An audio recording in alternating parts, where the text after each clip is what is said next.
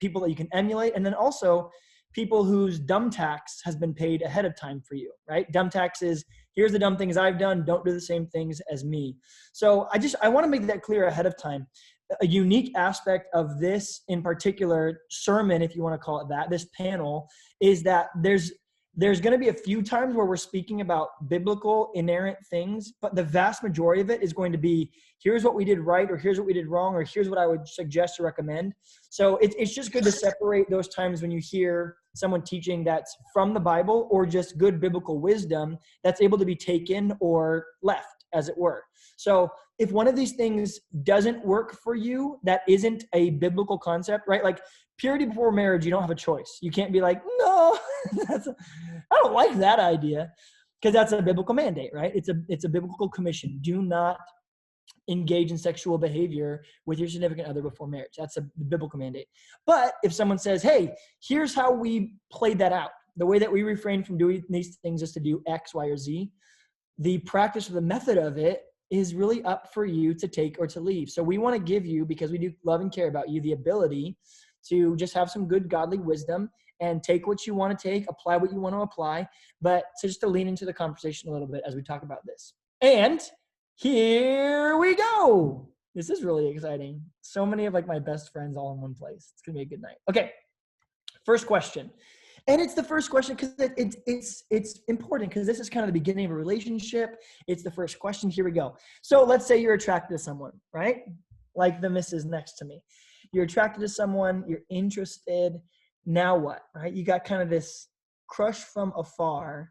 What are some good wisdom on maybe some of us who are criminally in the friend zone with someone, or we feel like, especially in a church setting, maybe you felt the pressure of, okay, I like someone now. When's the wedding going to happen? Or you don't want to approach because you don't want to be too forward, but you also don't want to show a lack of interest and be like, cool, man, and like punch them and do something dumb like that. So what's some of the best practices for that? We're going to jump first of all to the Norrises, Clinton and Lauren Norris. You've heard Clinton teach at the Jordan if you were there a few weeks before quarantine happened. You guys have been married. Norris, how long have you guys been married for now? 4? Yeah, 4 years. 4 years. 4 years? I had to double check there. Yeah, 4 years. Yeah. And Clinton, you were married before this marriage, right? Yeah, I was married before, so I had like a marital history going into this, that she didn't have. So 2 different kind of histories, kind of colliding, as we started dating. Just as we start, even to help us understand a little bit of that, Lauren, what has been that process for you, kind of engaging in that, knowing that he had been married before, and how were you able to apply redemption to that? And so how did that play into your story? I think it's so crazy because I feel like it really does just relate, or I guess my answer and like the forgiveness and not holding grudges or anything or judging him for past or anything, that has definitely been because of the grace I've received from Jesus. And I know that sounds like a cookie cutter answer, but that's the truth. There's no other explanation, because you going into a relationship knowing someone's been in a relationship or being married, you think like, oh, I don't know, you almost compare yourself to what was that relationship like. And so I almost feel like we had so many conversations about our relationship with God before we even really started a relationship, that I felt like there was so much grace there. And I came with a past too. I wasn't married, but it was still a past too. So okay, so cool. I think it's good to get a little bit of a background of, again, a kind of a cool smorgasbord of people on the panel too. And so thanks for being willing to lean into this conversation with us with your In-N-Out cup. So Clinton and Lauren, let's say I'm at the Jordan and I'm hanging out and I see this shorty from across the room.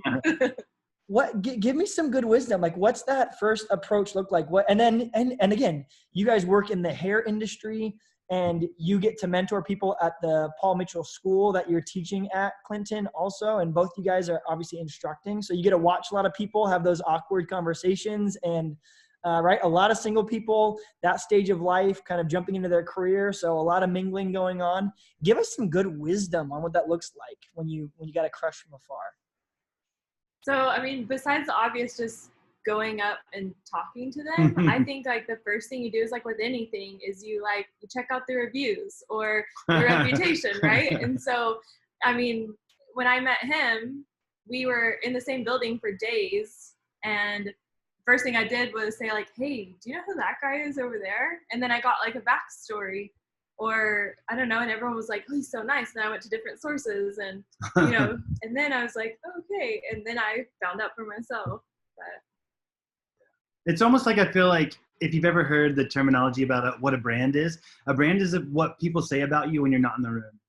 So I think it's such a good source to find out from other people, like the experiences that they've had with them. And, collectively, it's like you're collecting data before you even like go into it. You know what I mean?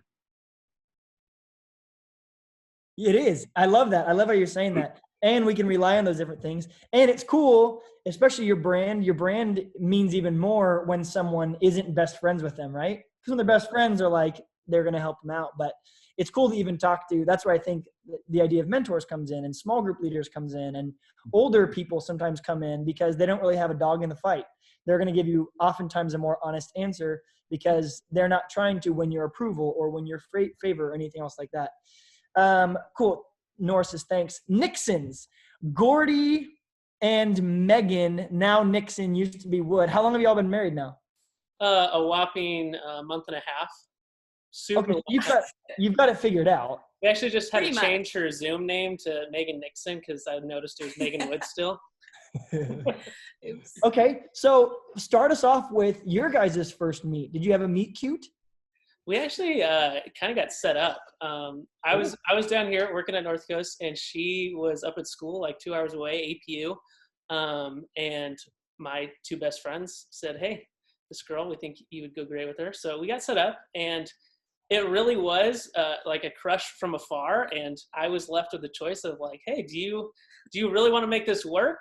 Or do you just want it to be like a fun thing that was talked about? So yeah, it was this idea of I really need to pursue and put time and effort and energy into this. And I think for a lot of guys, like I had never really pursued a relationship before. And it was like the first time where I was forced to do it. And I really realized, hey, a girl responds to that well. And, she likes to be pursued and feel like, oh, he really does value me, and think, hey, I'm more than just a girl he wants to hang out with.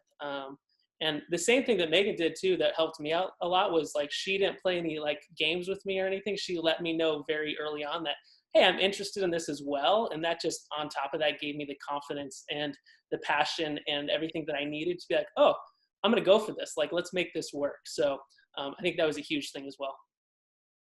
Cool. Megan, from your perspective, what did that look like? Yeah. I mean, I think Gordy from the beginning was always really good about communicating and being like straight with his intentions. And I think a lot of times as girls, like we don't want to be left with questions of like, okay, like, does this guy like me? Are we just friends? What are we doing?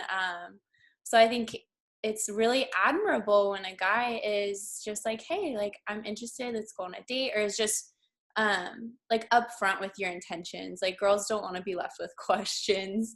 And that's something that Gordy did really well. And like just from the beginning of our relationship, like even once we started dating, we would have like weekly check-ins and be like, hey, like, where are you at?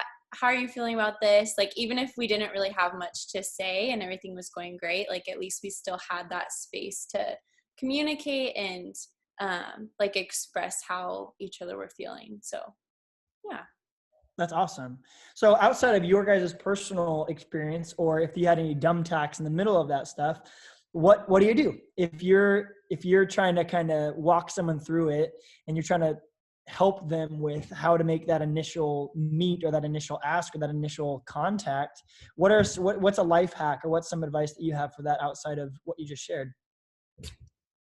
I think for me, kind of a downside or a mistake I made early on was once she was like, yeah, I'm interested in you too, I almost all of a sudden stepped back and was like, oh, I can relax a little bit and I can use this as an excuse not to put in as much effort or like plan great dates or do special stuff for her. Cause I'm like, oh, I already know she's interested. I don't have to like earn it anymore. And I quickly realized that that's a mistake. And I just instead of letting that be a reason to like, oh, I got this, she's into me, instead of use that as something of like, oh, let's build on that, let's make sure that she's feeling the same way and feeling cared for. I don't know, something I learned. What was that like for you, Megan, when you were kind of left? And did you feel like, could you sense that happening? Maybe a little bit. And I think our relationship was a little bit different, just in the sense of that we like started dating when we were like 2 hours away from each other.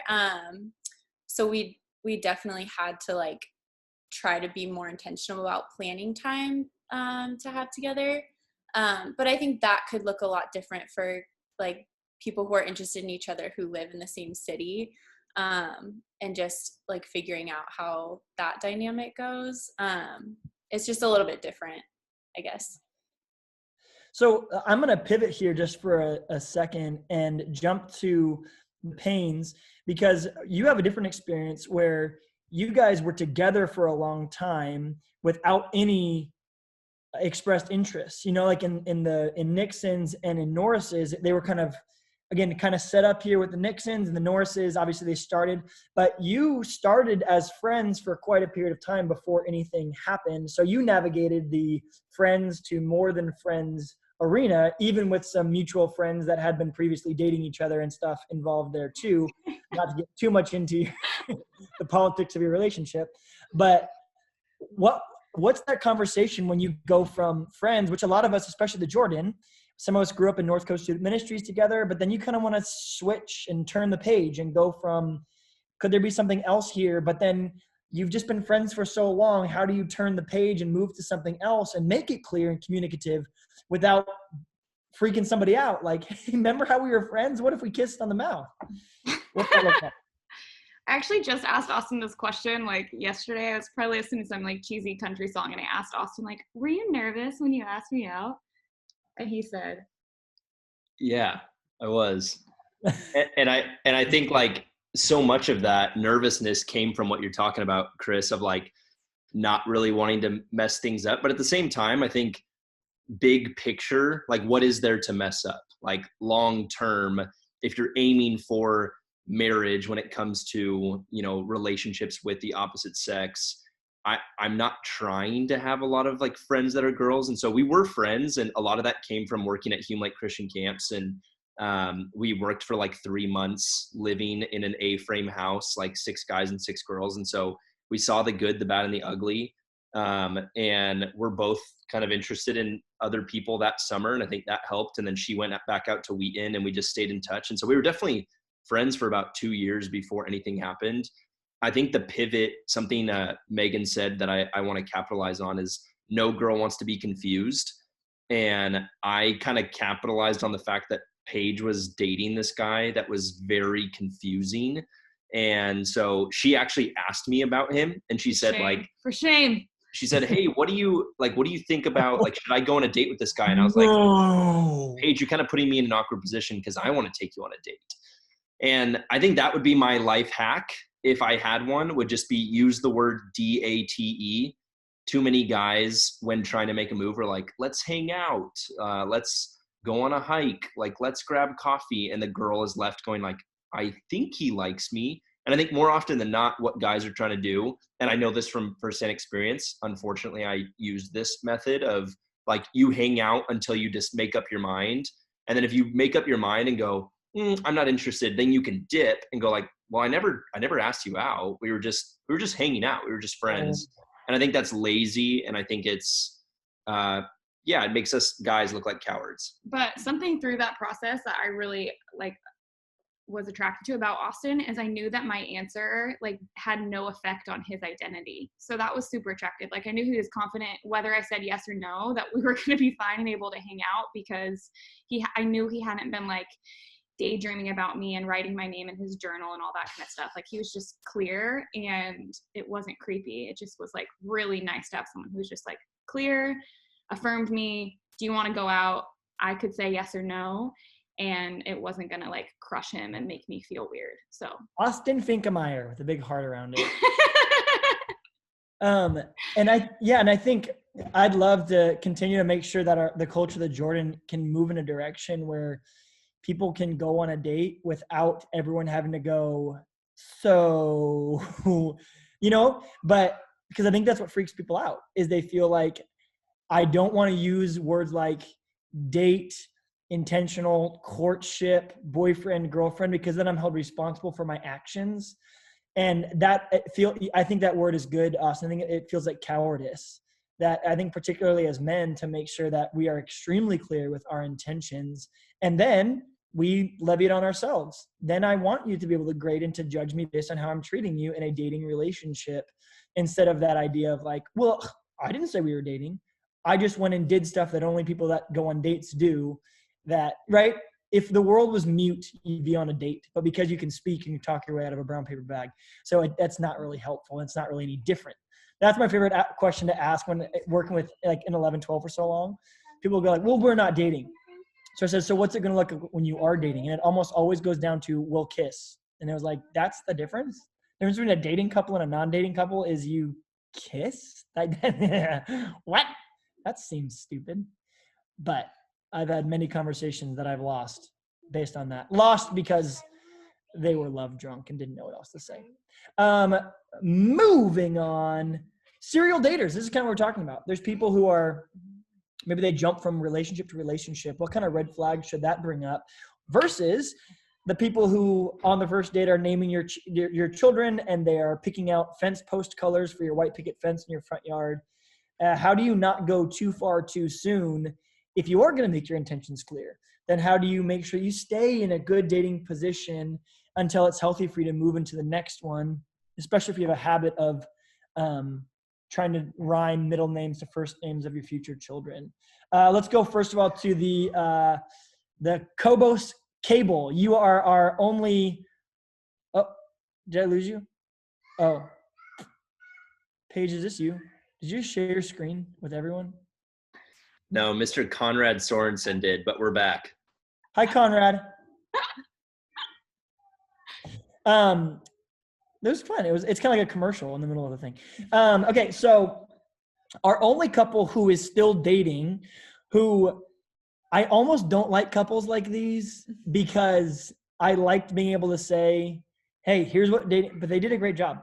From everything that I've seen, now they could be sleeping together behind closed doors. I don't know. So I'm not vouching for their integrity or anything. But from the outside, it seems like they've had a really great handle on keeping first things first, majoring in the majors, minoring in the minors, taking care of each other emotionally. And again, on most weekends, especially in 11, 12, when they were there, you probably wouldn't even know that they were dating unless you saw them giving that passing glance at the end or paying special attention to each other at certain points. But other than that, they were really kind of focused on what they were doing. So I think you guys have done a great job of that. And now y'all getting married when? June 12th. June 12th. Y'all, that's like a month away. I know, we're really ready. You guys can start talking about kids. But yeah, before that, tell us kind of how you guys met and how do we get here? Give me the 30-second debrief. Yeah, we have like the really, like everyone's like, oh, really? We met when we were like freshmen, so very young. We had like crushes on each other throughout high school, and then kind of did the thing where we like liked each other, but we're like, oh, we shouldn't date. That's bad. And I was even laughing at your story because I remember walking into your office when I was like one of your student interns, and I asked Chris, I was like, do you think it would be okay if I started dating Reagan? We were like still in the middle of our senior year. And he just looked at me and he went, you guys aren't already dating? And we were kind of doing the thing where we were like, we're not dating, but we really kind of were dating without saying that we were dating. So we just liked each other for a really long time and then started dating at the end of our senior year. And yeah. Then you bought the coffee house and yep. Yeah, we worked together for a long time. We like literally did everything together. So it was really a proximity. We led our high school FCA together. We were student interns together. We worked at the coffee house together. So we really have seen each other in every professional, educational, like every sphere. So that was really cool. Very cool. Starting out as well. Okay. So you're pivoting from friendship into relationship. So what's that look like? So you're you're attracted, and now you move into that. And then you've got this tension between being like a serial dater and someone who kind of names their kids in the first date. So how do you not go too far too soon, especially in a place like North Coast that I think the average age of marriage is right around 18 and a half? Yeah. I think I feel like every question for me kind of has the answer of mentorship, because everything in my life, especially in my relationship, probably first and foremost, has ran through mentorship. And I feel like I don't even know what dumb decisions I would have made if I hadn't ran it through people like Chris and Chandler Prazak. So I feel like for us, it was really having mentors tell us that when you're dating someone, there's a lot more boundaries than just physical. Like there's so many more things to protect yourself from than just not having sex. There's emotional boundaries, there's spiritual boundaries. So you don't really want to give your whole self to someone before you're married, because you don't know who your spouse is going to be someday until you say, I do. So you don't want to walk into a marriage one day having given all of your past and emotional baggage and all of these different things to someone that you don't know is going to be your spouse yet. I feel like was really important to learn, so that you don't go too far on one end, but also to know relationships are really important, and those things can happen within a relationship that cause emotional baggage and things like that. So you also don't want to take it too lightly and just hop around your whole friend group like dating everybody. So yeah, the group swoop, that's what we call them. Just Don't do swoops that. in and Makes picks it up weird. all the ladies. Group swoop. Reagan, what about for you? I feel like I had never dated anyone before Tyler, so I don't know a ton about the serial dating. I mean, I've seen a lot of people, and it does really like wreck friend groups. I feel like when people go from person to person, and it's kind of weird, but I feel like it helped us in the beginning, at least, to have like a healthy level of like, we're friends and we're dating, but we weren't talking about, like our white picket fence and stuff, to use like I language and not talk about like, well, when we do this or in this many years. Like, it's helpful to kind of take it casually, but in a way that protects the other person, and you're not like just putting all of your like emotional baggage or all of your things on top of them, because they're going to be someone's spouse someday, and you don't need them knowing all of your history, and then it's weird for the person that you marry if it's not them. So I feel like it's important to like protect those things, but along the timeline of your relationship. It doesn't all have to be at the beginning. So yeah, I said this in a sermon a few weeks back, but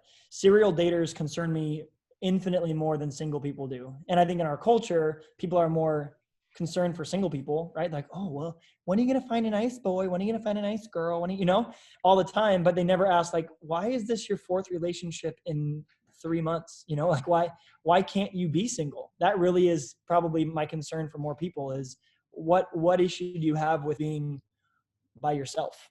Is that a choice thing? Is that a neurotic behavior? Is that an obsession? Is that an insecurity? I think those things need to be addressed far more than thinking, oh, well, everyone wants to date me, that must make me this way. I think it's time to address that deeper question of why do I always need to have someone in my life? So Pains, what about you guys? How do you not go too far too soon?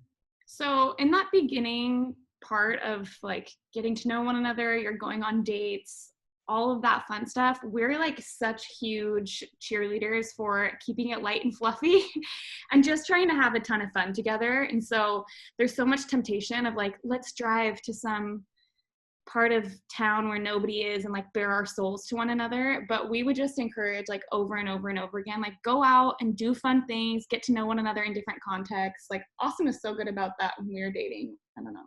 Yeah, I think like a part of kind of going back to our story, when I did ask Paige out, I was in a season where I was dating a lot, and it wasn't like a lot of relationships in a short period of time, but it was like going on a lot of dates.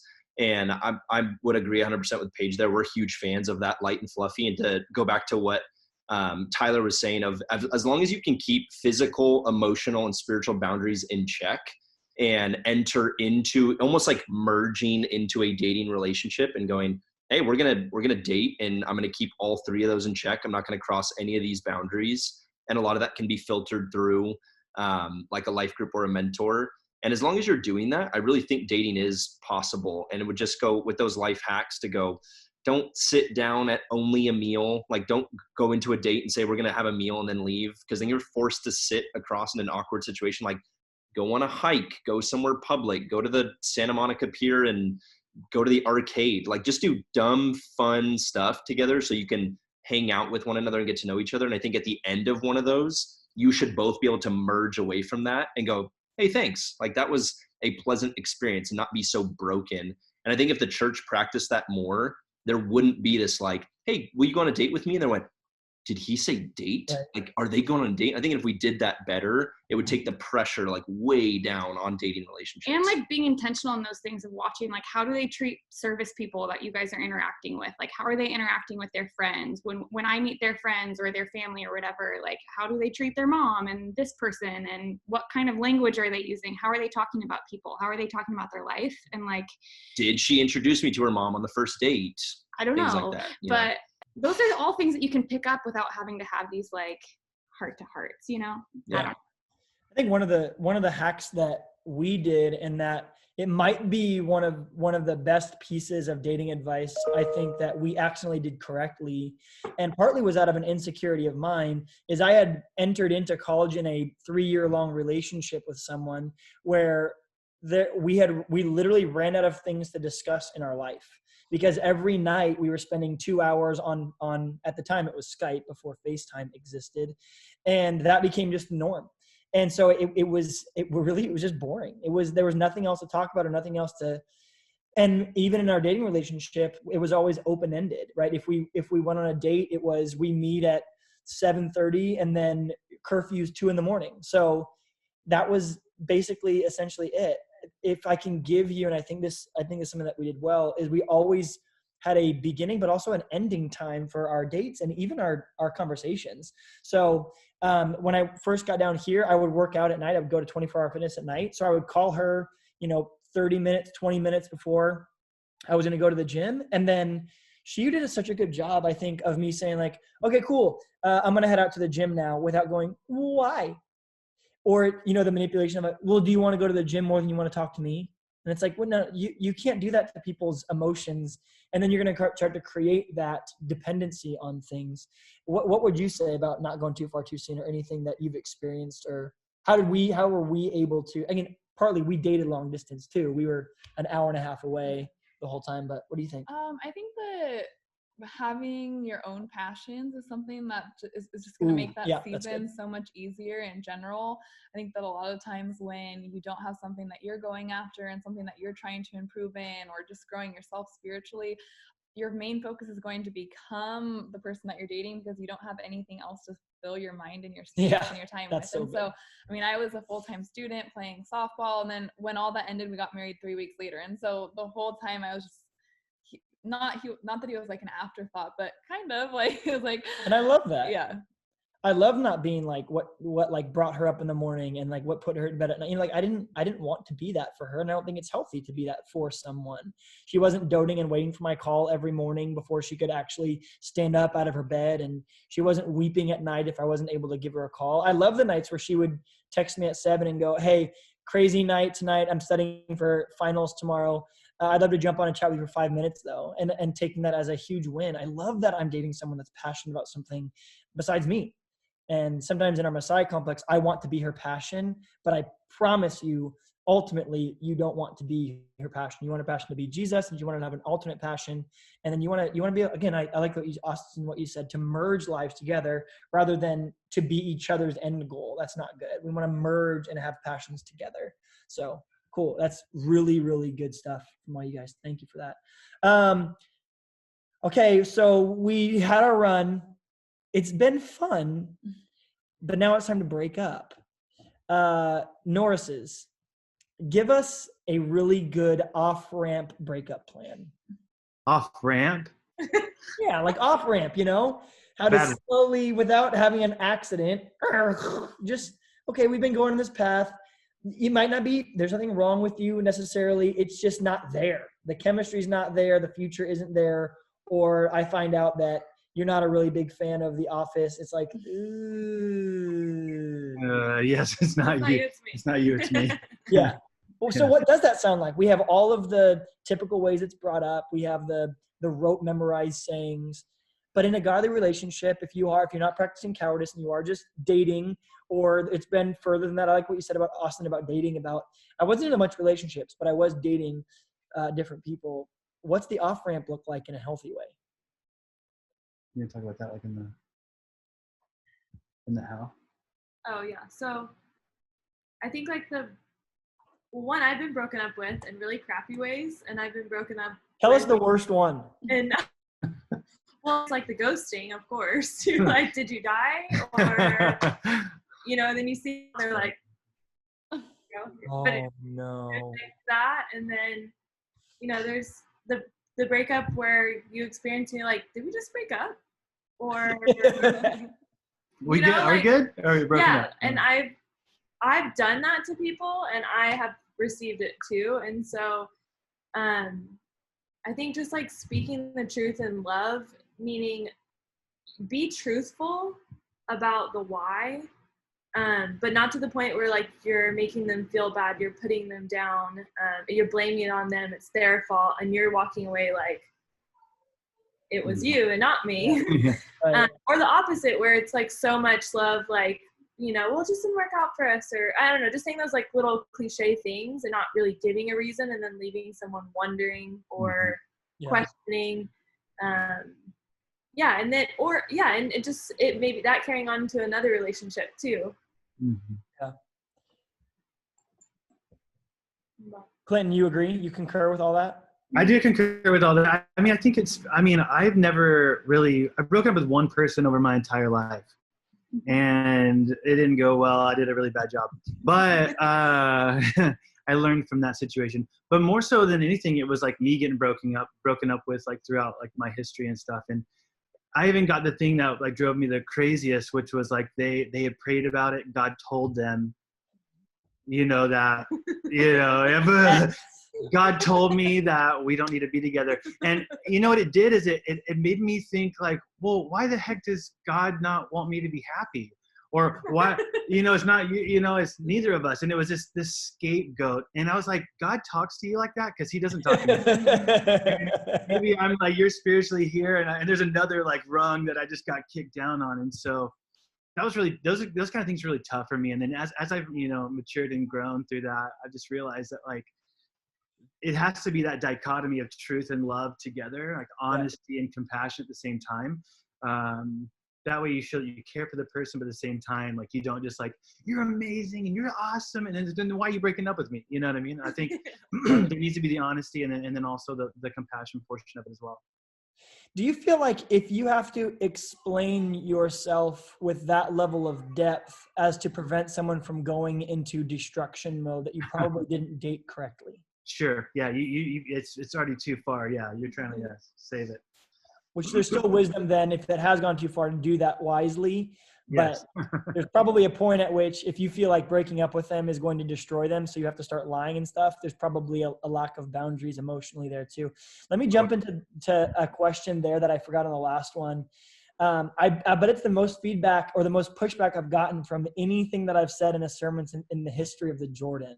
Wow. And that's that I said that couples shouldn't be doing one-on-one prayer studies, Bible studies together before marriage. And I will tell you what, night of, comments afterwards, intense response of people saying, I pray with my boyfriend in private all the time together, or I am their accountability partner, I am their prayer partner, I am their, and I kind of stood my ground and I said, I really think there's no wisdom in that. And I think when people are dating, it sounds great because it sounds like you're telling me not to grow in my spirituality, and I'm not. I'm saying do not grow in a way that you're going to become a spore or an offshoot of someone else's growth spirituality in their spirituality. And I'll tell you one thing, when you show me a couple that is holding hands in worship and raising their other hands to Jesus and that kind of spiritual union, I will show you one who in almost every situation is crossing sexual boundaries also. Because in a lot of ways, spiritual boundaries and spirituality is much more intimate, even in a lot of cases, than physical boundaries are. So I'm going to stand by that one pretty strongly. But what about, I'm open for any pushback, or amen, yay God, to you guys as different couples. I'm open to hearing a response or a retort or a pushback, but I want to hear what you guys think about that one, just so that I can at least alleviate some of this burden that's typically only on me, or you can disagree with me and heap an even larger amount on me. What do you think? We can actually talk about that. I think, with us, we kind of were long distance for a good amount of time at the beginning of our relationship. And so that was one of those things that I think was great, for us, because we didn't have those moments where we were sharing all those spiritual things. We were just like kind of learning who each other are. Yeah. I back it. I remember someone at some point, like we were driving to a camp and they were like, just put your hands together. And it's like, okay, we're starting to get to know each other emotionally. We're starting to get to know each other like in all these different ways and spiritually. And then it just like is a magnet that you're trying to keep apart. And then all of a sudden you're going to join physically and cross boundaries when you're crossing boundaries in those other areas. So it's just challenging to. Yeah, biblically speaking, though, for some reason, I think, I don't remember who said it. It might have been Tyler, who said, for some reason, we put sexuality on a pedestal as if crossing sexual boundaries is the only thing we're commanded to kind of refrain from pre-marriage. And the command is before you're married, you should treat them like your sister, it says in the Bible. And so, yeah, if you're holding hands and having one-on-one prayer sessions with your sister before marriage, you're like, yeah, okay, for sure, do it. Your family's awesome and kind of weird and a little bit interesting, but I think that's kind of the way that we should see some of these things. Is spirituality in a lot of ways it creates a higher level of intimacy than anything else. So any of the rest of you guys want to weigh in on that? We support. Yeah, I think I've seen both happen, and I would just agree 100%. I've never seen it done well. And every excuse I've ever heard of like, no, this is like important for us to grow together. It's like, no, it's not. Like, grow in your life group, grow in your mentorship. You don't need to do it before marriage. I'm 100% behind it. We are 100% behind it. I feel like, hey, Pulfers! Welcome in. See, I even think after marriage, it's still really important to make sure that I have my own lane of spiritual growth with Jesus. I didn't intersect with Paige, and now I only grow when we grow. I have to mature and I have to learn, and what I'm reading, I'm applying to myself. I'm not always just applying to our marriage. And my process of sanctification is not our process of sanctification. Although it does help ours, it's mine. It's what Tim Keller says in The Meaning of Marriage. I need to treat the number one problem in our marriage as my selfishness. And that's how I know that we're gonna grow and continue. Okay, Pulfers. Hello. We're gonna finish the breakup question. So we're gonna jump back into the Pains. Pains, talk to us about how to break up with someone well.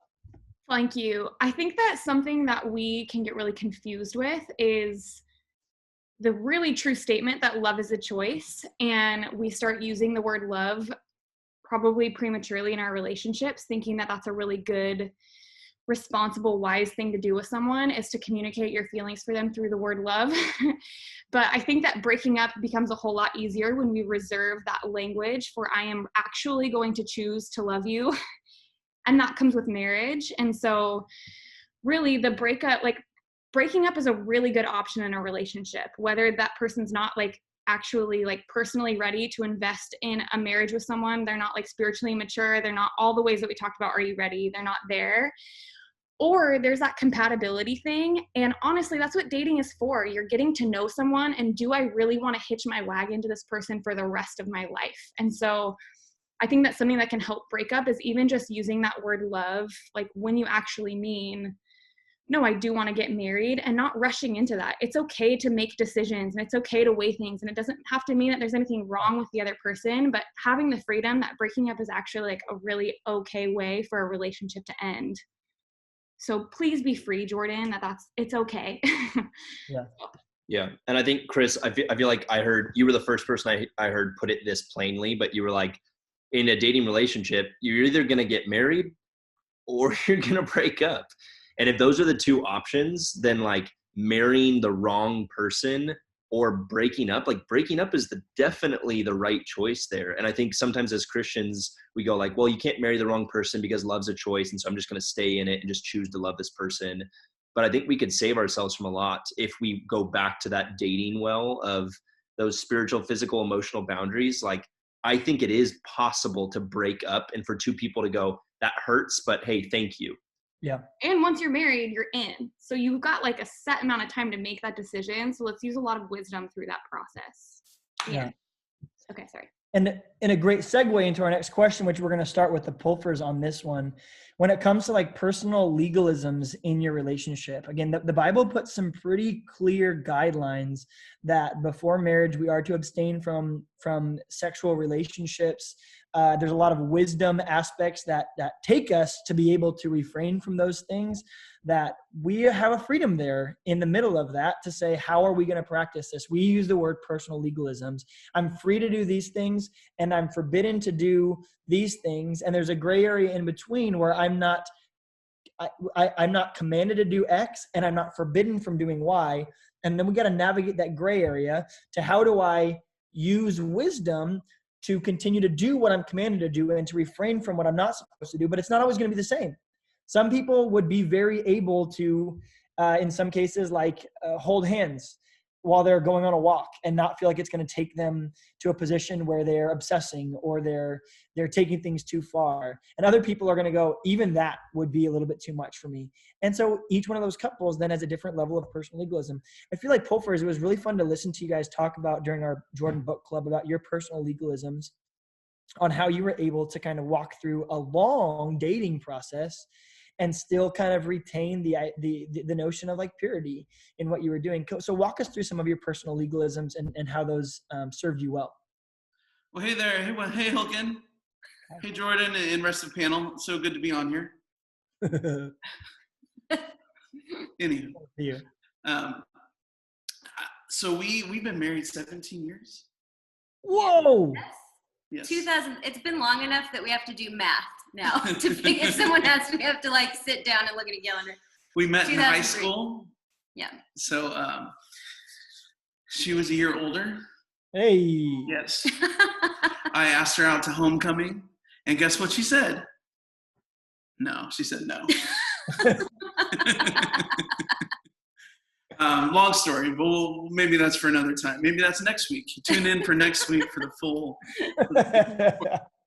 But yeah, so we had like built into our very own like understanding of our relationship is that we were very young when we got together. We knew that boundaries. How young are we talking?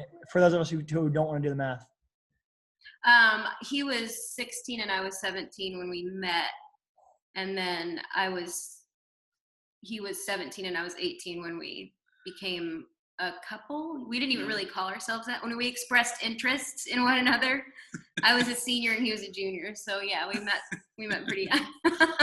I think I asked her, I think if she'd be interested in marrying. I didn't ask her to be engaged to me, but I think that was clear that we wanted to be heading towards marriage before we were boyfriend and girlfriend. And so that kind of a courtship model, which is so like out of date.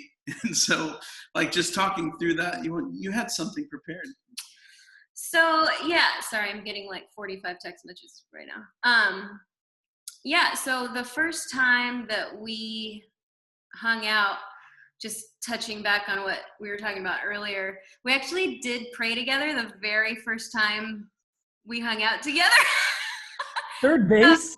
I'm not trying to say like we disagree, but just that you can, like in our experience, we didn't cross physical boundaries, and we also weren't leaning on each other for spiritual growth. We just would pray together. The first time that we got together,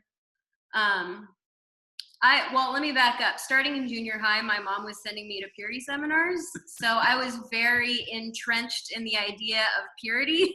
Whoa. So the first time we got together, I was just like, here's the standards that I have for my life. Here's what I want for a relationship. How do you feel about that? And he grew up very conservative too. So we found out we were on the same page. And so we prayed together and just asked God to be the center of anything that we pursued from that moment forward. So we weren't trying to connect spiritually as much as we were just trying to place God in the front of the relationship instead of in the back of it, if that makes sense. For sure. And also, like, our experience, we've always been worship leaders together. We were worship leaders on our youth group worship team before we were a couple. And so, like, we had that bond, as well as, we were friends. We were best friends before we were a couple. So that's an interesting little, I liked her the whole time. She didn't like me the whole time. I was a funny friend, but love you growth. got out of the friend zone. You got out of it. But anyways, we set some rigid boundaries on ourselves, partially because we knew if we do want to get married, it's going to be a long time before we can do that, because we're in high school and we still have college to get through and everything else. And I also valued my role at the church that we were serving in, and knowing that there was standards that needed to be upheld in order to maintain that kind of role inside of a church, which is a great accountability to serve inside of a community like that.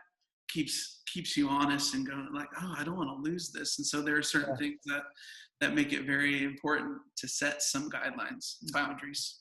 Having said that, though, I think we can kind of make purity the God instead of God the God. And I was just thinking about this earlier today. I wrote it down because I'm an internal processor and I didn't want to mess up my thought here. So I'll just read what I wrote down earlier as I was thinking about this.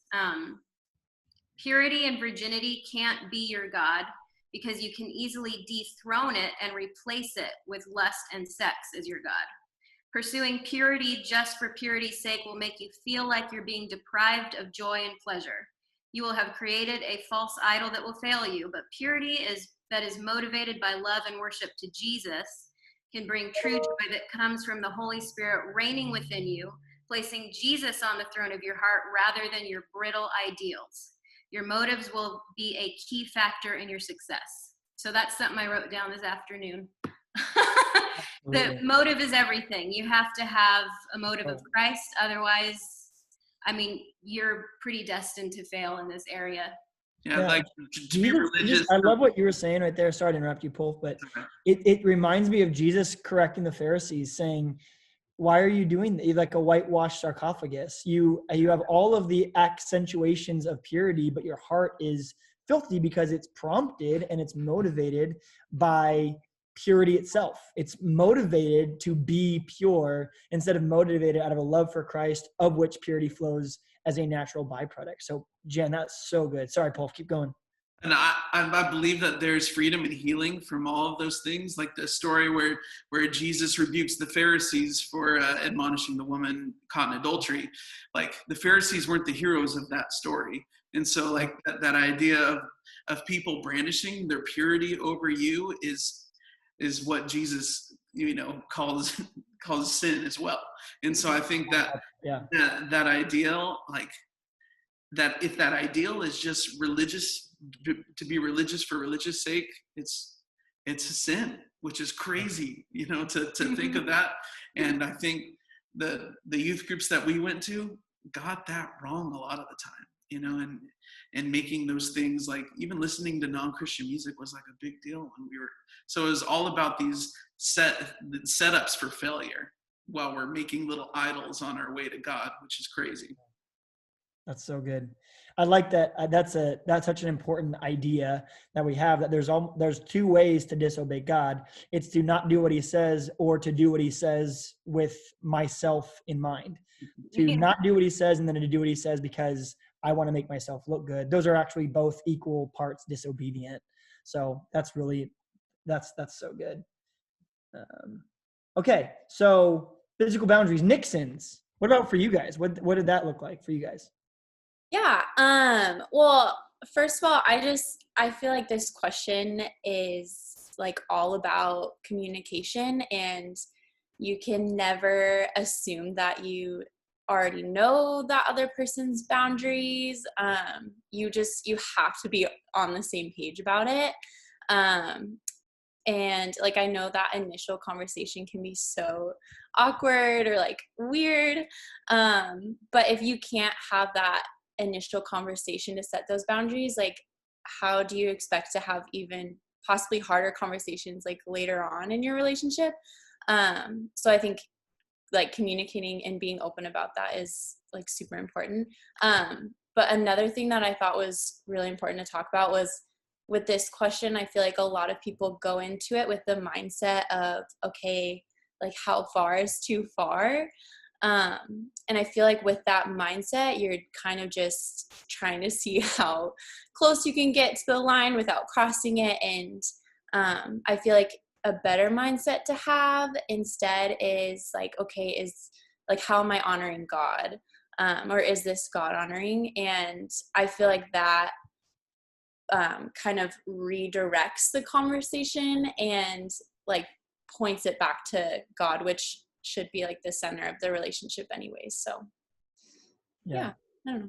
Yeah, and I think just knowing like ahead of time what your guidelines are and where you're not willing to go is so helpful, because I think it's really common to have a mindset of, hey, we'll just cross the bridge when the time comes and we'll like make up our mind when we get there. When in reality, that's just going into anything unprepared. It's setting yourself up for failure. And as strong as you think you are, it's just, wouldn't you much rather get to that point? Even if it's like, man, these boundaries, these things stink for us. Like, this is no fun at all, but you set yourself up for success. And then also, where are you getting those ideas of boundaries from, and like what's right and what's wrong? And is it based off of your friend's opinion? Is it based off of what you read on the internet, or is it scripture based? Because I think it's really easy to make excuses for going too far or doing things that might set you up for failure later, when you're like, oh, because so-and-so said, or this, I learned it from this, when in reality, it's like, well, just base it off of the Bible and base it off of wise counsel and opinions that you trust. And that alone should be what determines what you do and what you don't. Yeah, Megan, what you said I think is so important too. Scripture calls us very clearly, like, love Jesus and hate the world, right? Like, in comparison to your love and your honoring of Jesus, you should hate the world in contrast. And what that means is that when we pursue the commands of God, we're pursuing the heart of God, because the law of God is an accentuation of his own character. So to ask the question, how close can I get to mutilating the character of God before he gets offended by it, or before he gets really mad, is really saying, like, how close can I get to loving the world without it only looking like a surface level relationship, right? I want to get in bed with the world, but I want to still look like I'm honoring God. So how can I do both at the same time? How can my heart be in a lust and an affection and a chasing after this person, while still externally people would be confused that I'm still worshiping God? How can I be confusing? That's really the question, right? What does confusing people look like, even though you're not confusing God, right? Even the question itself bears to mind that your heart isn't about honoring God, it's about avoiding discipline. And I'm not sure that's super God honoring. So last question, went a little bit long, but I think it's full of really great information. And so it's getting serious, right? We're further interested, but not sure about getting married. How do I take the next steps? How do we start the conversation moving down that path? And we're going to start with the Cobos Cable clan, who is moving right now towards marriage, a little bit more than a month away. When it's getting serious, you're a little bit further in. What does that look like? What's that next step? Yeah, I think something that we learned from our own relationship, and then having so many friends that are also like moving towards that, is knowing each other's like goals and aspirations beyond just ourselves. Like, what do we both want to do career-wise? Where do we want to live? Like, where do we want to start a family? And understanding and being on the same page about those things. I feel like I've watched so many friends like get really far into a relationship and then realize that the two people don't want the same thing at all. And then it all comes crumbling down and they're really upset about it because they hadn't kind of figured that out. So I think something important for us that we did when we did start asking those questions of like, okay, are we ready to move towards engagement and marriage, is like, do we really want the same things? And in that context, like, where is compromise and where is is it worth it to compromise? Like making sure that we're not walking into a situation where, like we said earlier, is it better to break up or not? I think is something really important to go through when you're asking those questions. So good. Love it. Yeah, there's some things that you go, cool, we can work this compromise. But if someone goes, I want to have 9 kids, the other person says, I want to just be you and me for the rest of eternity. It's like, well, someone's probably going to end up pretty bummed or resentful of something. And so those little happy incidences are kind of pragmatic limits sometimes. So I think there's good wisdom in doing that. What about for you guys, Pulfers? Hi. I'm thinking about something I've heard where there's flaws that you can deal with and then fatal flaws. And I think as far as compatibility, you can apply that, what's going to kill the relationship and where can you just compromise, and where's their personality differences versus like value differences. And I think those are the things to look at, putting up with each other's quirks versus like, I have to die inside for us to get along. You just got to find out where you want to draw the line. Yeah, I think like those attraction-based relationships, that stuff fades, and the relationship that is built on attraction alone is something that's not manageable over a period of time. And so I think like the understanding of your own personal values is something you have to learn and develop. We got in a relationship so young and got married so young, so we developed a lot of our likes and dislikes together, which is cool, to have a friend along the ride for my 20s, kind of shaped, our music taste is similar, and our movies and the stuff that we enjoy. But like God is the center of it all, and so that is for sure the main thing. So if you find yourself in a relationship that doesn't value your God, then you're in a bad place. And yet you don't have to have everything in common. And there's just those times where I'm like, I'm gonna go sit by myself and I'm going to think about what I want to think about, and I'm gonna do it alone. And that's you're just gonna have to be okay with that, And like, I think it took a while for us in our relationship to learn like when I need space versus when I need to give a little bit and extrovert a little bit more, and just kind of lean into him where he's more conversationalist. What are you thinking about? So you want to know, I think a good way to know that you're ready is just to kind of know like where compromises are just compromises and where you're like compromising who you are and what you value and what you believe in. And that's what you don't want to do. Yeah. And there's a difference between that and being challenged by somebody, because that challenge is something that actually sharpens you. And so qualities that were like upsetting for me at first, I was like, well, how come you don't want to talk through fights right away? Like, you got to solve it before the sun goes down on our anger. Bible verse quote. Put in the chat there what Bible verse I'm referencing. Also, don't use scripture against your spouse, because that's not cool. That's also good. And so, but I learned like the way that she processes things, there's some great health that I can learn from that and go, okay, like maybe that's Ephesians 4:26. Thank you, Paige. And so I think the difference between compatibility and to being challenged by someone is like a good thing to realize. It's like, okay, am I just bugged because they're making me better, and calling me out for my BS, like that's not incompatibility. That might be a godsend.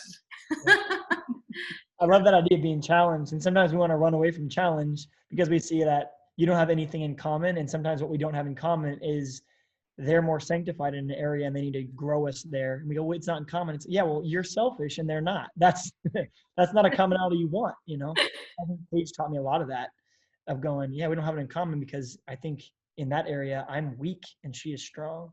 So yeah, that's really cool.